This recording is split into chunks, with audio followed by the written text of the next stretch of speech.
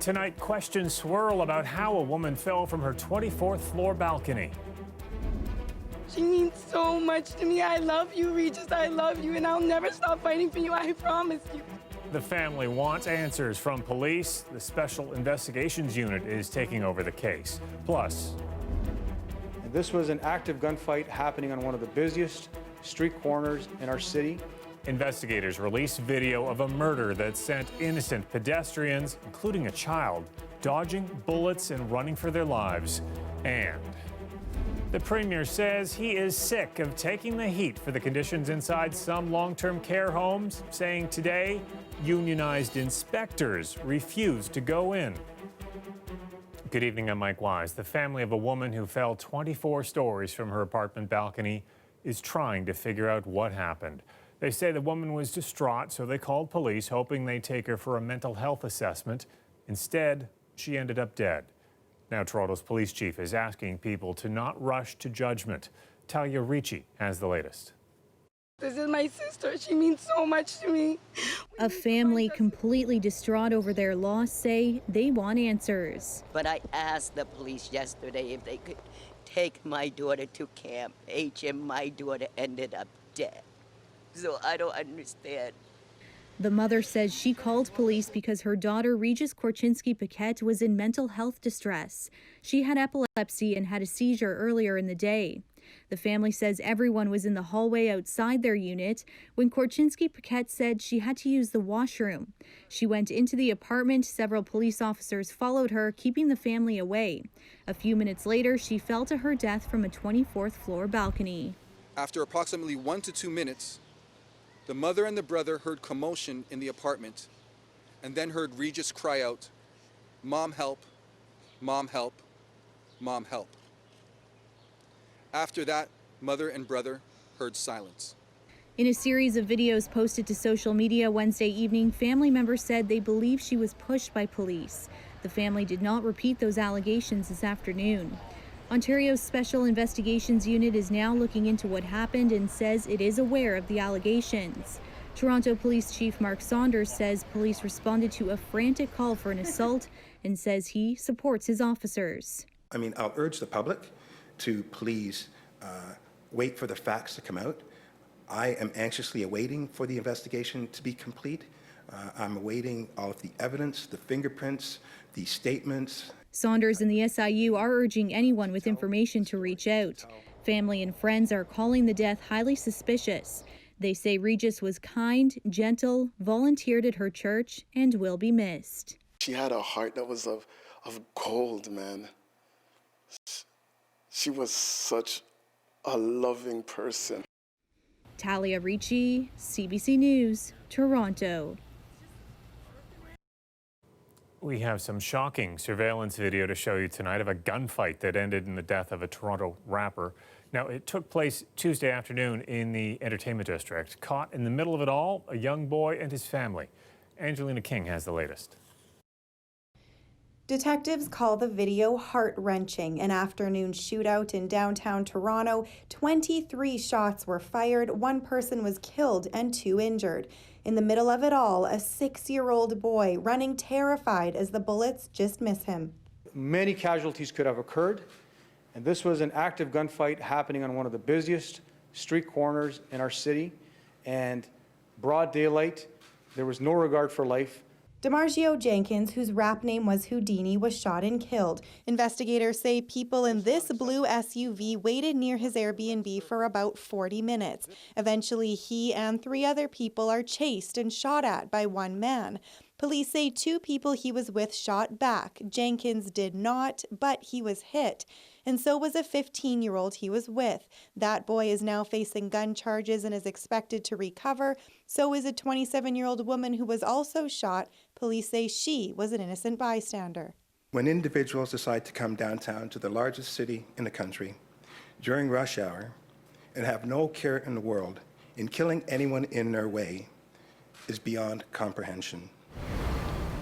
Police recovered 2 guns at the scene and later found the suspect vehicle burned in York Region. Now they're looking for at least 3 people. This man, who they believe shot Jenkins, the driver of the getaway vehicle, and this man who was with Jenkins and shot back. Just 2 months ago, Houdini released an EP called Underground. Last year, he had more than 19 million plays on Spotify. For an independent artist out of Toronto with no support, that's an incredible feat. There was just something for everybody to kind of stick themselves to in his music. She says Jenkins was poised to be one of the next big rappers coming out of Toronto, a city that's lost yet another young talent. We need to stop making victims into villains. And, you know, at the end of the day, Houdini was a person. He was a son. He was a brother. He was somebody that was so respected.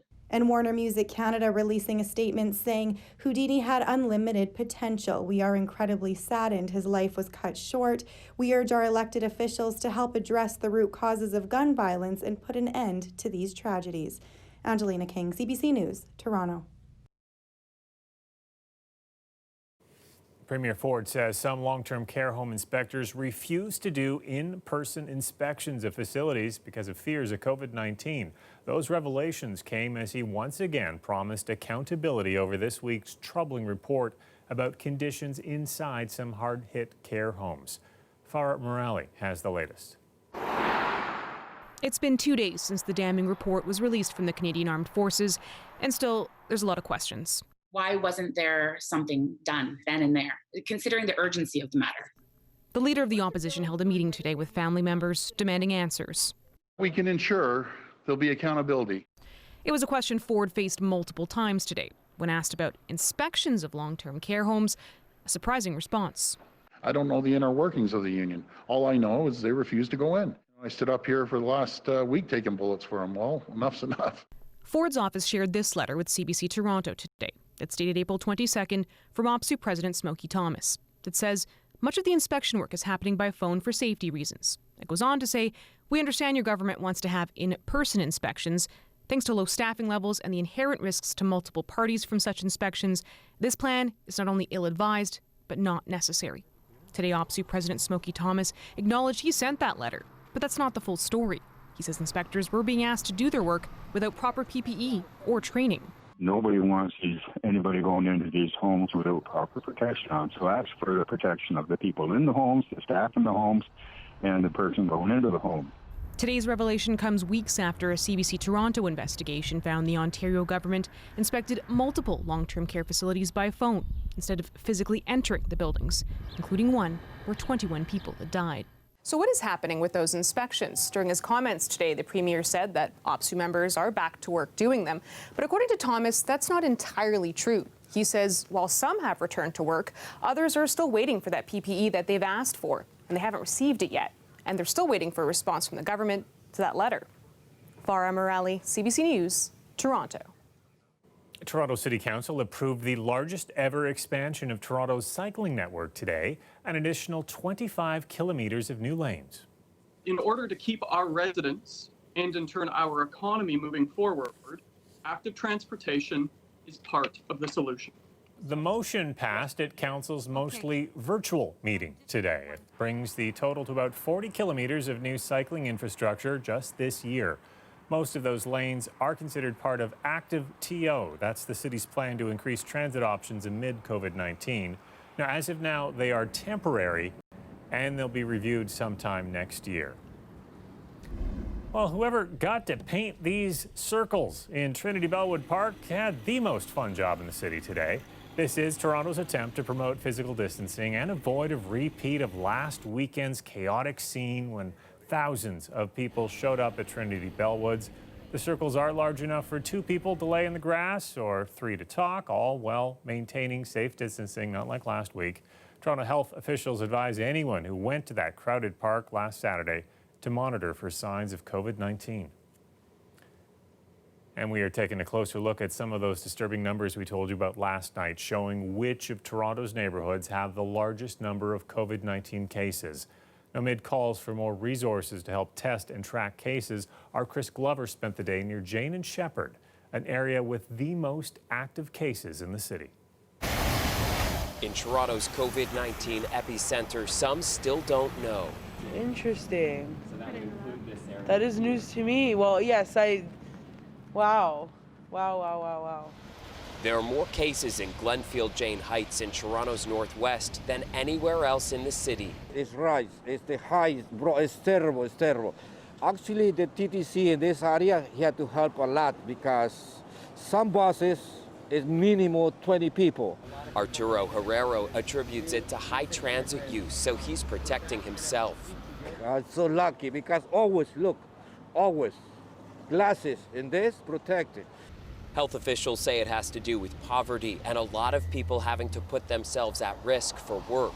On Toronto Public Health's map, the darker the blue, the worse the outbreak. Danforth Village has 7 cases and a rate of 72 per 100,000 people. At the other extreme, Glenfield Jane Heights is dealing with 286 cases with a rate of 938 per 100,000. Despite very different outbreak concentrations across the city, Toronto's 14 assessment centres are fairly evenly distributed. At the testing center in the Glenfield Jane Heights neighborhood, Sarah DiCecca thinks there needs to be more options. I think it's a bit tricky because you have to go out to places to get tested. I know a lot of people that don't drive. I know a lot of people that aren't mobile. And so the only way to get tested is if you have the means to come out and stand in a line and get tested. There's certain regions that really stand out. They're glowing on the map like a lit up Christmas tree. Recognizing the pandemic is playing out differently in different areas, a week ago, the Premier promised mobile testing. Those are the areas we bring in a mobile testing van, and we'll just start testing people in those certain areas. I'm obsessed with this testing, as you can tell. I'm a little wound up today because I want to see the testing. Simple. It would be very nice if there's a greater presence around here because I most definitely do not see this van you're referring to. But a week later, and Jason Richardson sure hasn't spotted one. He's packing his own protection, even though he doesn't completely believe the outbreak neighborhood data. Maybe a lot of cases here, but there are definitely a lot in other places that have not been tested and are spreading it as well. And the leader of the opposition, Andrea Horwath, joined those calls for more resources. She said today that neighborhoods like this that have been deemed hotspots need more testing resources and contact tracing in the days ahead. Chris Glover, CBC News, Toronto. For the most part, children have been spared the worst physical health effects of COVID-19. However, there is a small but growing number of cases being reported in young people in Ontario and across the country of an inflammatory disease that may be linked to the virus. Ali Chiasson has the details. It's called pediatric multisystem inflammatory syndrome, and there are 47 suspected cases across Canada. 1 in Alberta, 6 children in BC, 20 in Quebec, and 20 here in Ontario. Dr. Jeremy Friedman is the head of pediatrics at Sick Kids. What are the symptoms? These children tend to have a persistent fever for at least 3 or 4 days. Some of the children have symptoms that are very similar to something we call Kawasaki disease. And Kawasaki disease symptoms look like the white part of your eye is red, the palms and soles are quite red as well, and you often have a skin rash. It's not the children's version of COVID. Actually, a majority of the pediatric patients test negative in a nasal swab, but most antibody blood tests suggest the child may have had COVID, and these symptoms are a post-infectious inflammatory response. It also means hospitals want more accurate antibody testing to better understand the pathology of the syndrome and its link to COVID-19. In the meantime, we're keeping blood samples from the children that we're seeing so that hopefully in the next week or two, we can actually test them all in retrospect. The numbers we're seeing now in Canada correspond with the timeline of infections in other parts of the world. What it looks like is that what we are seeing is about 3 to 4 weeks after the peak of the COVID cases, it appears that in children, presumably those who've been exposed to COVID, that they are having an overactive immune response. But the difference in our cases is in the severity. While 3 children have died in New York, out of our 20 children so far, only 1 child has been severe enough to even require intensive care. So what should parents take away from this? The take-home message is this certainly isn't a cause to be overly anxious. And as long as it's treated appropriately, the children seem to do very, very well. Ali Chiasson, CBC News, Toronto. Dentist offices are ready to reopen, but there's still a lot to do to get you into the chair for an appointment. The obstacles those health professionals are now facing coming up. Plus, we've certainly seen the wet conditions today. We'll have a return of not only some rain, but some thunderstorm activity, quite possible for your Friday. I'm meteorologist Colette Kennedy. I'll tell you the timing on that, but also how it's going to change things dramatically for the weekend, all coming up after the break.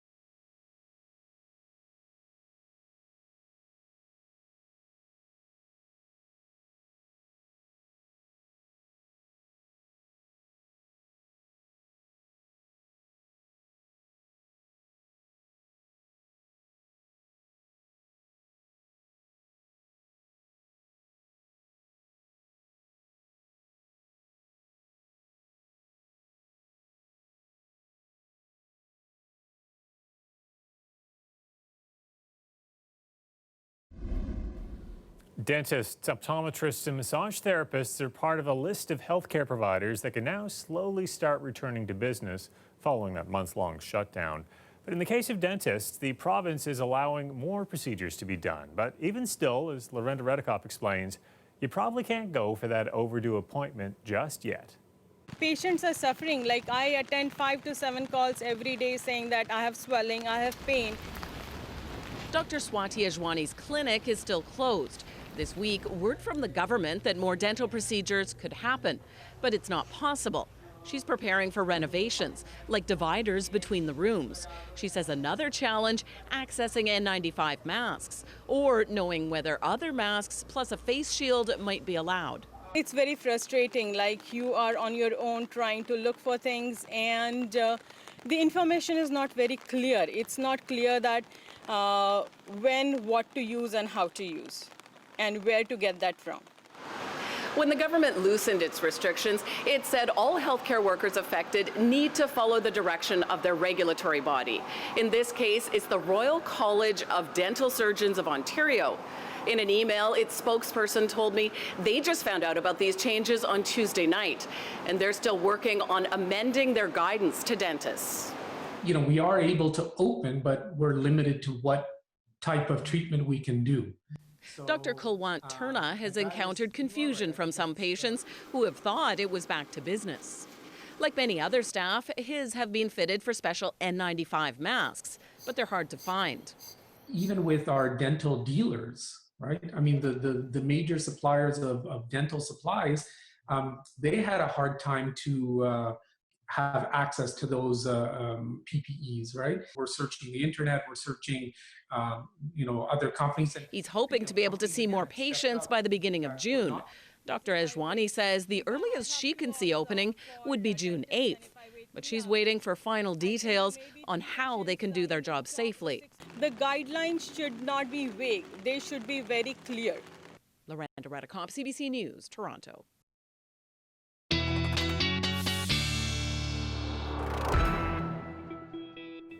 On this wet Thursday, let's bring in our meteorologist, Colette Kennedy. So we've got another day of rain ahead of us, Colette, but things should clear up for the weekend. Yeah, that's right, Mike. So we have some more wet conditions coming after we had the special weather statement for earlier today. Those were the remnants of what was Tropical Storm Bertha. We've now had 2 named storms there for the Atlantic season, even though the Atlantic season doesn't officially begin until June 1st. For tomorrow, the wet weather a little bit different in terms of as the cold front comes through into the afternoon, we could get into some thunderstorms. It's quite possible. And there is the risk that a few of those could develop to severe levels. So we'll be watching that very carefully. I think the biggest threat with these would be some very strong wind gusts, so some of those winds exceeding 70 kilometers an hour towards 90 if we do get some very strong storms at times. It's highly localized, however, and then also some small hail will be possible. But we do really change things up as we go into the weekend, because what we've been seeing for overnight lows, those temps become our daytime highs. Daytime highs today, well, they already came down, but the air mass still very sticky with some high dew points. So it was a little bit milder, certainly to the east, with Ottawa, again, a very hot day there, 27 degrees. Cloud cover, you could see that coming in through southwestern Ontario, staying in place. There's some breaks and then coming back in and kind of filling back in. We get some patchy fog overnight tonight, and then we'll start the day off with kind of a mix of sun and cloud through the GTA. Things start to change, though, as we get into the later morning hours through the Niagara region. You start to get some wet conditions there, back towards the Windsor area. That is enhanced as well. But watch as we go from there and start getting towards the lunch hour and beyond. You can see this line right here. That's kind of that leading edge of this new air mass that's coming in. So drier air is meeting up with that very humid air, and that's where we get the line of storms really developing. And then even into the early evening hours, still some lingering rain and a few thunderstorms possible before it clears out. And I do want to just mention one thing for the weekend. On Saturday, near the lakeshore here towards the Niagara region, southwestern Ontario, looks sunny to start, but watch how some of these clouds are going to actually come in midday and a few isolated showers into cottage country. So that's a bit of a change from what we've been seeing much of the week in terms of how Saturday would look.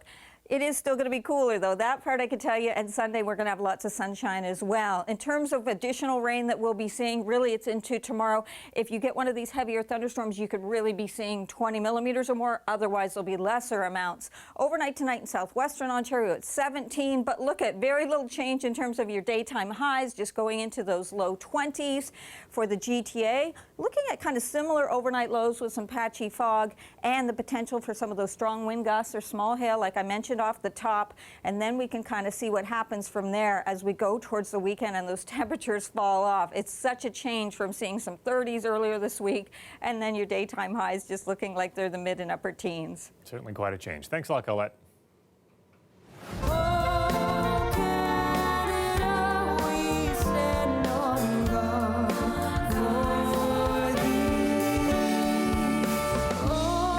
break, we'll tell you about a musical and patriotic tribute to our frontline workers. Stay with us. We'll be right back.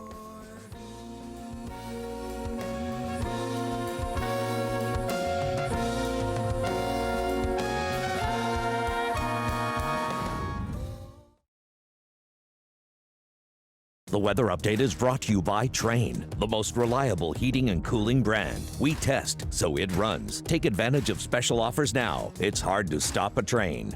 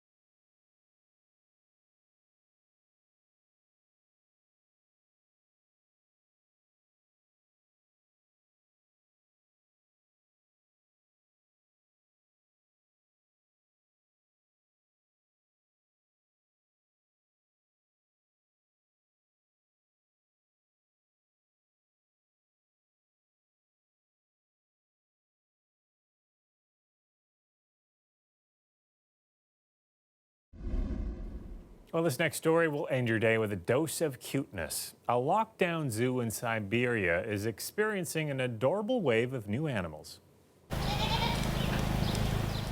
Well, they include newborn llamas, reindeer calves, and a monkey. Even the zoo's rare Egyptian geese have joined the baby boom.